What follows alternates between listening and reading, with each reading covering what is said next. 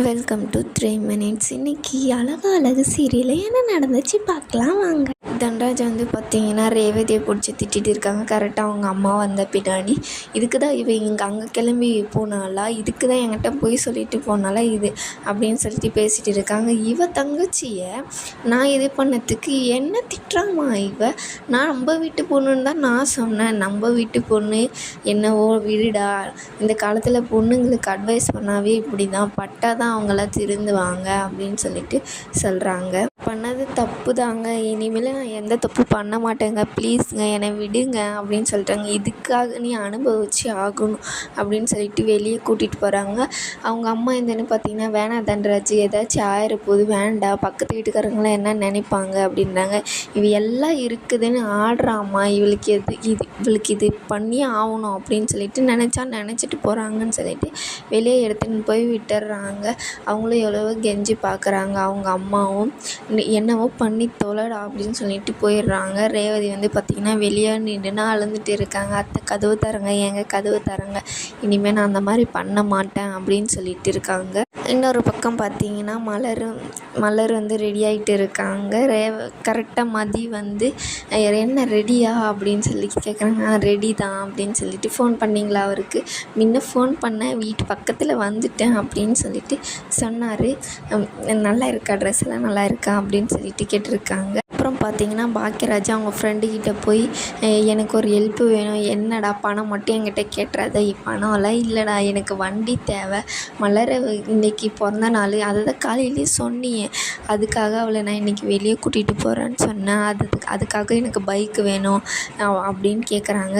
உன் பைக்கு தரியா அப்படின்னு கேட்டவுடனே நான் போய் சுரேஷ் குட்டி கூட கேட்கலான்னு போனேன்டா, அவன் பைக்கு எடுத்துக்கிட்டு வெளியே போயிட்டான், அதனால தான் உன்கிட்ட கேட்கலான்னு வந்தேன் அப்படின்றாங்க. சரி பைக்கு தானடா, நான் ஒன்று சொல்கிறேன், நீ என்னை தப்பாக நினைக்காத, அசிஸ்டண்ட் மேனேஜர் உனக்கு நல்லாவே இன்க்ரிமெண்ட் கிடச்சிச்சு, இன்னும் ஏன் இப்படியோ கஷ்டப்படுற, நீ கொஞ்சம் சேர்த்து வச்சு பாரு அப்படின்னு சொல்லிட்டு, பைக்கை மட்டும் நீ மீட்கலை, அவங்க ஏதாச்சும் விற்றுருவாங்க, மரியாதை பைக்கு போய் வாங்கிடு அப்படின்ட்டு அவங்க பைக்கு கொடுத்து அனுப்புகிறாங்க. சுரேஷ் பாக்கியராஜுக்கு அப்போ தான் கொஞ்சம் அவங்க மூஞ்சில் இது தெரியுது. பைக் எடுத்துக்கிட்டு அவங்க வீட்டு வெளியே போய் நிற்கிறாங்க. வெளியே நின்றவொடனே பார்த்திங்கன்னா மலர் வந்து அத்தைகிட்ட எழுந்துட்டு போகிறாங்க. நான் பார்த்துக்கிறேங்க, நீங்கள் போய் வாங்க, பாப்பாவையும் கூட்டிகிட்டு பாப்பாவுக்கு போய் சொல்ல தெரியாது, நீங்கள் போங்க, நான் பார்த்துக்கிறேன், அவள் காலையில் எழுந்து வந்து சொல்லிடுவா அப்படின்னு சொல்கிறாங்க.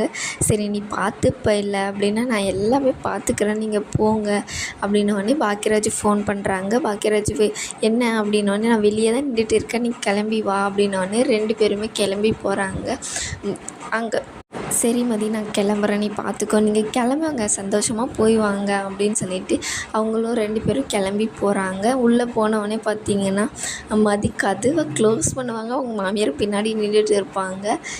என்ன ஆச்சு, ஏன் திருன்னு முழிக்கிற, இந்நேரத்துக்கு அங்கே என்ன பண்ணுற அப்படின்ட்டு. இன்னும் அவர் வரல, அதுதான் வருவாருன்னு சொல்லிட்டு வெளியே வந்து பார்த்தேன். வண்டி சவுண்டு கேட்டுச்சு. அவன் எத்தனை மணிக்கு வரான், நான் 12 மணிக்கு, இப்போ என்ன டைம் ஆகுது 10 மணி, அவன் இந்நேரத்துக்கு சொன்னதை விட அதிகமாக தான் வருவானே தவிர முன்னாடியெல்லாம் அவன் வரமாட்டான், நீ போய் படுப்போ அப்படின்னு. என்ன புருஷன் மேலே அவ்வளோ அக்கறை இல்லை அத்தை, வந்தால் காலிங் பெல் அடிப்பார் எல்லாருக்கும், இது இல்லை அவன் வந்தால் ஃபோன் பண்ணுவான், நீ போய் படுப்போ அப்படின்னு சொல்லிட்டு மலரை அவங்க போய் படுத்துட்டாங்க. நீங்கள் என்ன வேணும் சொல்லுங்கள், என்ன வேணுமா, எனக்கு சுடுதண்ணி வேணும், அதுக்கு தான் அவளை கூப்பிட்றான் அப்படின்றாங்க. அவங்களுக்கு தலைவலின்னு போய் படுத்துட்டாங்க. சாப்பிடும்போது கூட நல்லா தானே இருந்தாங்க, இப்போ என்ன ஆச்சு அப்படின்னு சொல்லிட்டு கேட்குறாங்க. இவங்களுக்கு என்ன சுடுதண்ணி தானே வேணும், நான் எடுத்துகிட்டு வரேன், நீ பச்சை தண்ணியை வந்து கொடுத்துட்டு என்னால் இதுதான் முடியும் குடிங்க அப்படின்னவா. இல்லை நான் சுடு தண்ணியே வச்சு எடுத்துகிட்டு வரேன் அப்படின்னோடனே சரி அப்படின்ட்டு உக்காடுறாங்க. இல்லை நீங்கள் ரூமுக்கு போங்க, இங்கே ஒரே வேக்காடாக இருக்கும், நீங்கள் உள்ளே போய் உக்காருங்க, நான் எடுத்துகிட்டு வரேன் அப்படின்னு.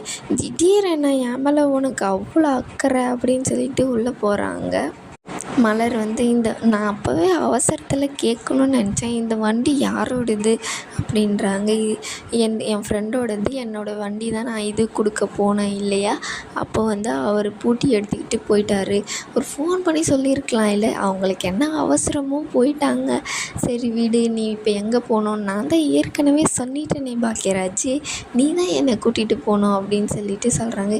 இது கனவா நினவான்னு கூட தெரியல எனக்கு, நான் வேணால் ஒரு முத்தம் கொடுத்து பார்க்கவா, கனவா நினைவா பார்க்குறதுக்கு கிள்ளி தான் பார்க்கணும். என் மலரை நான் பண்ணுறேன் அப்படின்னு சொல்லிட்டு என் மலரை போய் கிள்ள தோணுமா அப்படின்னு சொல்லிட்டு சொல்கிறாங்க. 2 பேருமே சந்தோஷமாக பீச்சுக்கு போய் ரொம்பவே சந்தோஷமாக விளையாடிட்டு இருக்காங்க. ஃபோட்டோலாம் எடுத்து போய் தண்ணியிலலாம் விளையாடிட்டு இருக்காங்க. இதோட இந்த எபிசோடு முடியுது. மறக்காமல் லைக் அண்ட் சப்ஸ்கிரைப் பண்ணு.